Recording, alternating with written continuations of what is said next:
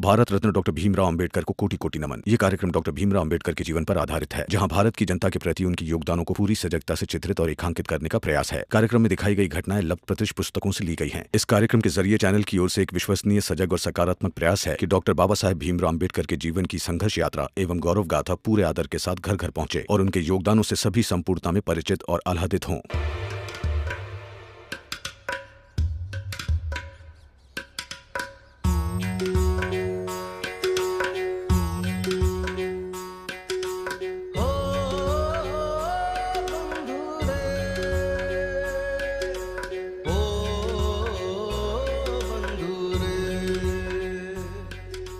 अब देख तुमको कैसा मजा चखाता हूं। ढूंढो मुझे तुम अभी।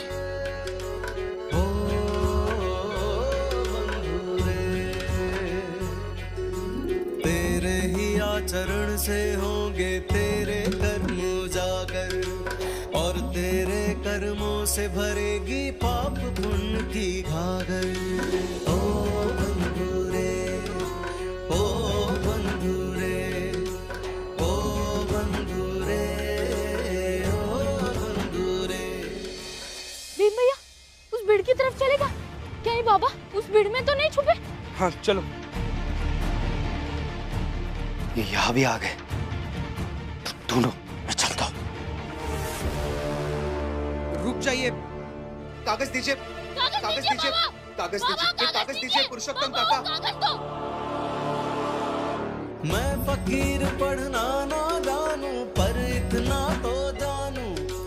मैं फकीर पढ़ना ना जानू पर इतना तो जानू। भाव प्रेम सब नदियां जैसे और तेरा मन सागर। तेरे ही आचरण से होंगे तेरे कर्म उजागर।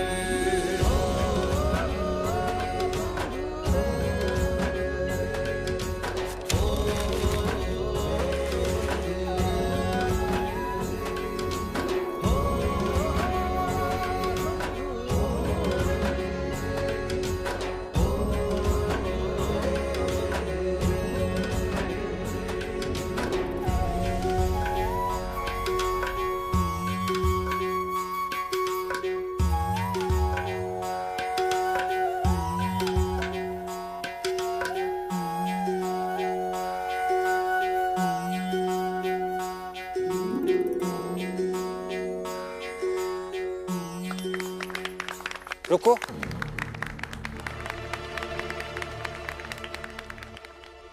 तुम और तुम पहले ये बताओ, आखिर तुम दोनों को ये कागज क्यों उठाने दिए जाए? ए बुड्ढे, कौन हो तुम जो ऐसे सवाल पूछ रहे हो? हमारे बाबा के खिलाफ एक भी शब्द नहीं बोलोगे। नहीं बोलोगे। मैं कौन हूं बाद में बता दूंगा, लेकिन सवाल पहले मेरा है। आखिर तुम दोनों को ये कागज क्यों उठाने दिया जाए? झगड़ा मेरे और इस भीमराव के बीच में था, तो इसे सुलझाने का मौका भी हम दोनों को मिलना चाहिए। जिसकी जितनी ताकत उसके उतने कागज। और तुम्हें? बाबा, ताकत के हिसाब से कोई कैसे कुछ चुन सकता है? अगर ताकत के हिसाब से चुनने लगेंगे तो कमजोर व्यक्ति कभी कुछ चुन ही नहीं पाएगा। ना वर्तमान, ना अधिकार, ना प्रेम, ना भविष्य, कुछ भी नहीं। इन कागजों पर मेरी तकलीफ लिखी है मैंने, मेरा सवाल लिखा है। ये मेरे भविष्य से जुड़े हुए हैं। मेरा भविष्य बिखरा हुआ है और इन्हें ईर्ष्या है मुझसे, इसलिए ऐसा कर रहे हैं। कागज फाड़ने की कोशिश भी करेंगे। बाबा, हर व्यक्ति को भविष्य चुनने का अधिकार होना चाहिए, ना कि ईर्ष्या। बाबा, ये ऐसी ही बड़ी बड़ी बातें करके हम सबको छोटा साबित करने में लगा हुआ होता है। हम छोटी जाति के लोग हैं। इसने पढ़ लिख लिया तो इसे लगता कि इसे बड़ी जगह नौकरी मिलनी चाहिए। पर कैसे? क्यों देंगे बड़ी जाति वाले काम? क्यों नहीं देंगे बड़ी जात वाले काम? मैं कौन सी जात से हूं इसका क्या लेना देना है? योग्यता के आधार पर नौकरी मिलती है और मुझे भी अखबार के ऑफिस में योग्यता के आधार पर नौकरी मिली थी। मैं अच्छे से काम भी कर रहा था, लेकिन जात के नाम पर उन लोगों ने नफरत की और फिर मेरे खिलाफ अफवाहें फैलाई और अफवाहों के आधार पर उस ऑफिस से मुझे निकाल दिया गया। अब मैं यही चाहता हूं कि ये मेरा सवाल पूरे बंबई शहर में घूम घूम कर लोगों तक पहुंचा। इस पूरे शहर में कोई एक व्यक्ति तो ऐसा होगा ही ना जो इस अन्याय में मेरे साथ खड़े हो जाए।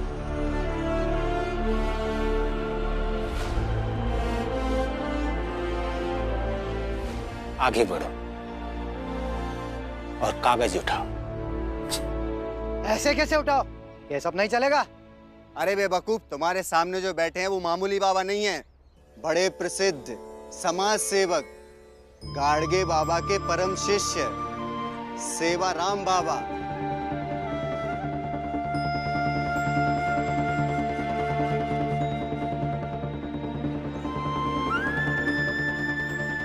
कौन गाड़गे बाबा और उनके शिष्य जो इतना उनकी महिमा का बखान किए जा रहे हैं? वो गाड़गे बाबा जिनका जन्म 23 फरवरी 1876 को अमरावती जिले के सेंड गांव में हुआ। पिता की मृत्यु के बाद मामा के पास रहे, फिर वहां से अचानक अज्ञातवास में चले गए। फिर पता नहीं कैसे ये बात दिमाग में आई कि वो भिक्षा मांगने लगे। मैंने गाड़गे बाबा के बारे में बहुत कुछ सुना है। मेरे बाबा हमेशा उनके बारे में बताते हैं और आप उनके शिष्य हैं, अनुयायी हैं, तो आप भी हमारे लिए पूज्य हैं। आशीर्वाद दीजिए। खुश रहो। भीम, आगे बढ़ो और ये बिखरे हुए कागज उठाओ और एक कागज मुझे देते जाओ। अपने सवालों का कुछ हिस्सा मेरे पास रहने दो। जाओ, बाकी के सवाल बांट दो। जी।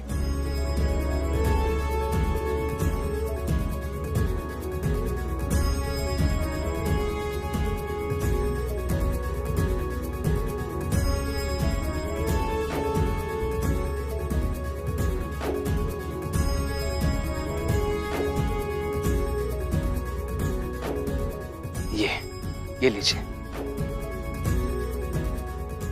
चलता हूं, प्रणाम। चलो। प्रणाम बाबा। खुश रहो।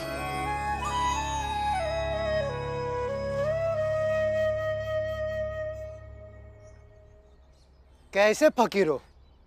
वो तुम्हें बेवकूफ बना गया और तुम भावुक हो गए। भीमराव अंबेडकर था वो, और उसने हमें बेवकूफ नहीं बनाया, बल्कि उसके साथ आज मेरी ये भेंट एक यादगार भेंट हो गई। एक पढ़े लिखे भीम से एक अनपढ़ फकीर की भेंट।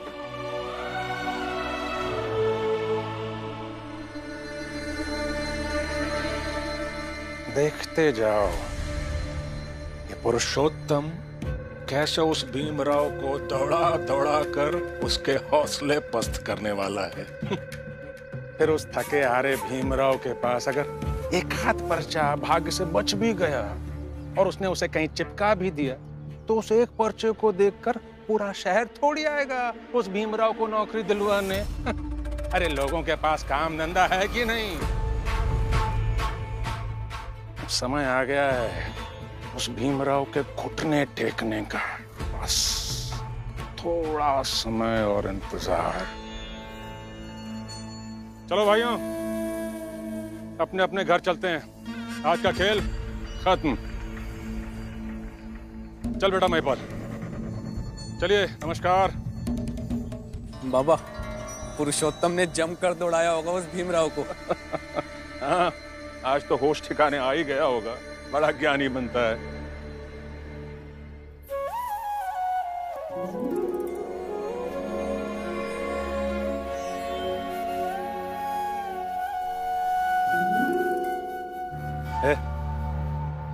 क्या है? क्या चाहिए? ऐसे क्या देख रहे हो? हा? देखने में बड़े आदमी लगते हो। देखने में बड़े आदमी लगते मतलब? अरे बड़ा आदमी हूं मैं।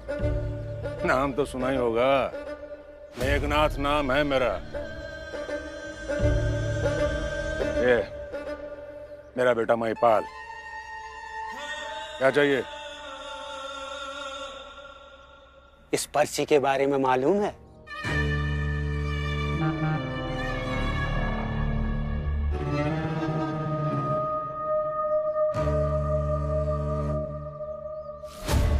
ये पर्चा कहाँ से मिला तुझे? अच्छा, लगता है भीमराव का कचरा इन्होंने भी उठा लिया। अरे बाबा, यही वो पर्चा है जो भीमराव घूम घूम कर पूरे शहर में बांट रहा है। इसका मतलब तुम्हें मालूम है? हाँ, तो चलो उसके दफ्तर, उसकी मदद करो। बहुत होनहार है। ए बाबा, कैसी बहकी बहकी बातें कर रहे हो? मदद करो भीमराव की। अरे तुम हो कौन? फकीर हो ना, तो फकीर के दायरे में रहो। ये भीमराव जैसे लोगों की मदद करने की बात सपने में भी मत सोचना। मदद करो भीमराव की। बहुत छोटे व्यक्ति हो, दिखते बड़े हो। ए बुढ़े, जुबान संभाल के बात कर। और संस्कारहीन भी हो।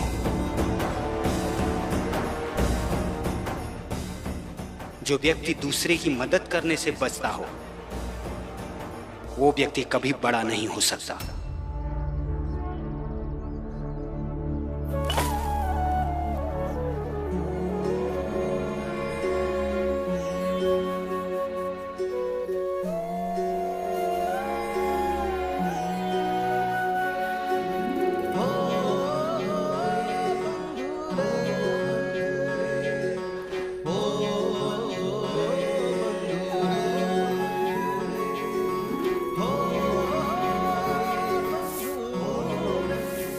सफाई को जीवन के महत्वपूर्ण मूल्यों में से एक मूल्य बना लेना चाहिए।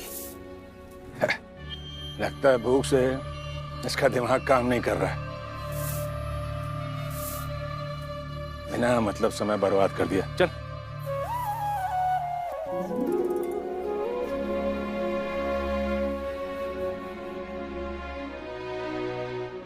अब ये देखिए, ये लीजिए। ये मेरा एक सवाल है, आप इसे पढ़िएगा और अगर मेरी कुछ मदद कर पाएंगे तो अच्छा हो जाएगा।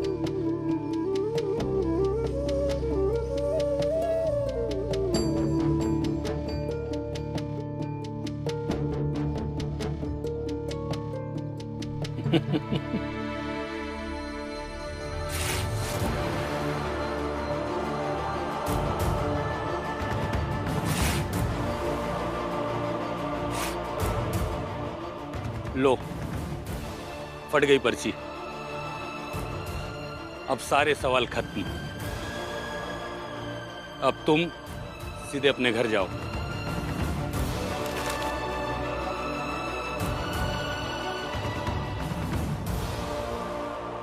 भीम भैया, ये कैसे घटिया लोग हैं? इन लोग को देखकर इतना गुस्सा आता है।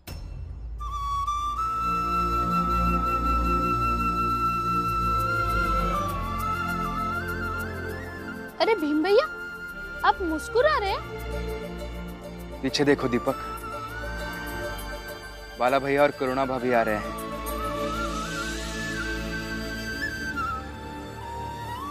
चलो। बाला भैया, कहाँ चले गए थे आप? और क्यों ऐसा करते हो हमेशा? जब गुस्सा रहते हो तब भी बिना बताए चले जाते हो, जब गुस्सा नहीं होते हो तब भी बिना बताए चले जाते हो। अब ये कहीं नहीं जाएंगे बिना बताए भीम भाव। मैंने इनसे कहा था सबको बता देते हैं, मगर इन्होंने कहा कि भीम अक्सर कहता है नई शुरुआत कभी भी की जा सकती है। इसीलिए मैं करुणा को यहाँ से दूर ले गया। बहुत सारी बातें की और एक नई शुरुआत करके आया। अच्छा हुआ बाला भैया आप आ गए। मेरे बाबा मेरे जीवन की नई शुरुआत करने में लगे। आप अपनी भाषा में समझेंगे तो क्या पता समझ जाए। नई शुरुआत? मैं कुछ समझा नहीं। मतलब वो पुरुषोत्तम काका कह रहे हैं कि इसकी शादी करानी है इस उम्र में। मैंने बहुत समझाया, हम सब ने विरोध किया, लेकिन किसी की नहीं सुन रहे हैं। बस लड़ रहे हैं, झगड़ रहे हैं और भला बुरा कह रहे हैं। इसमें कौन सी नई बात है भी? तुम्हारे लिए तो ये रोज का काम है। तुम्हारे जीवन में तुम हमेशा विरोधकों के साथ ही तो रहे हो। विरोधक हमेशा तुम्हारे आसपास रहे, लेकिन फिर भी तुमने हमेशा उचित तरीके से उन्हें समझाया। वैसे ही पुरुषोत्तम काका भी समझ ही जाएंगे। बस बात इतनी है कि उन्हें समझ आने तक वो क्या क्या खोएंगे वो पता नहीं।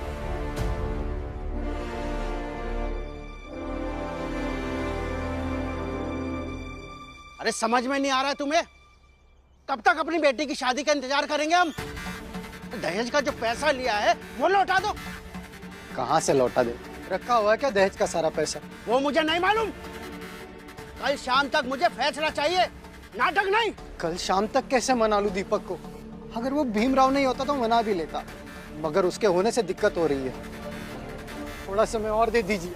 वो तुम देखो, अगर मुझे कल तक मेरा पैसा नहीं मिला ना तो परसों मैं बताता हूँ मैं क्या कर सकता हूँ।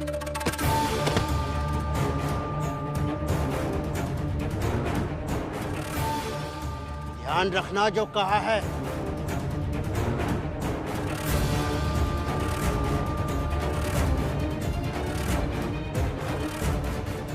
कुछ तो करना होगा।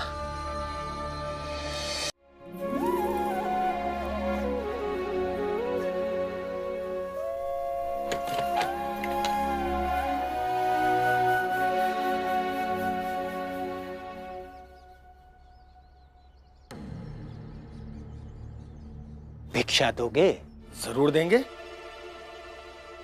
मुझे भी अखबार के ऑफिस में योग्यता के आधार पर नौकरी मिली थी, लेकिन जात के नाम पर उन लोगों ने नफरत की और फिर मेरे खिलाफ अफवाहें फैलाई और अफवाहों के आधार पर उस ऑफिस से मुझे निकाल दिया गया है।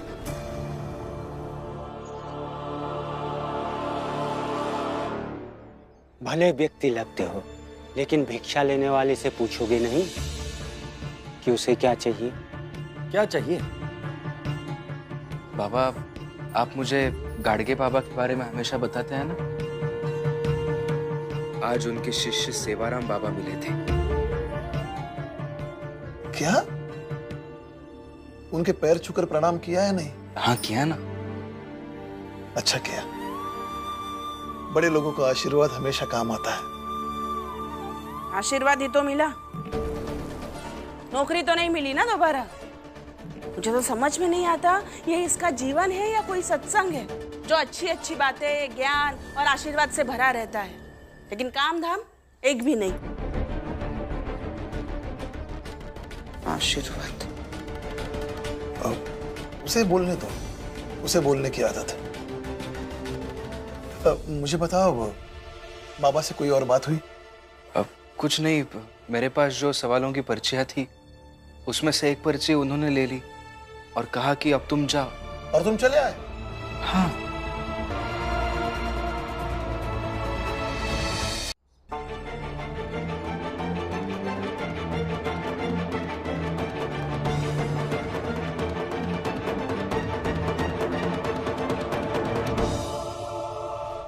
एक भिक्षु से पूछोगे नहीं कि उसे क्या चाहिए? क्या चाहिए आपको?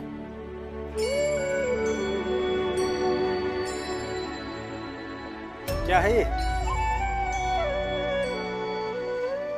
इस भले मानुस की नौकरी क्यों छीन ली तुमने? इसे इसकी नौकरी लौटा दो। तो अब एक फकीर इस शहर में भीमराव की लड़ाई लड़ने आया है। न्याय के कई रूप होते हैं, कई चेहरे होते हैं। ये एक फकीर का चेहरा है, उसे उसकी नौकरी लौटा दो। जाइए, जो करना है कर लीजिए। भीमराव को नौकरी मिलने से रही। गाड़गे बाबा का शिष्य हूं मैं, और जो भी गाड़गे बाबा का शिष्य होता है वो गंदगी साफ करने की सौगंध लेता है। मैंने गंदगी साफ करने की सौगंध ली है। गंदगी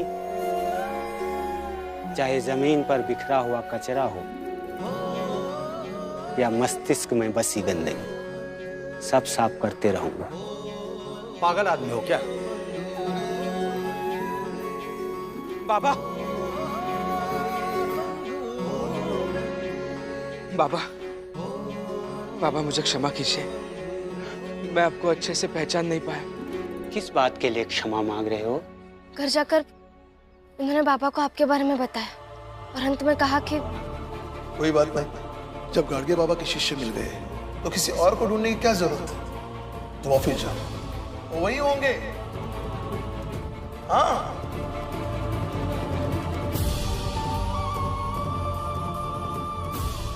क्षमा कीजिए मुझे, मैं सच में आपको अच्छे से पहचान नहीं पाया।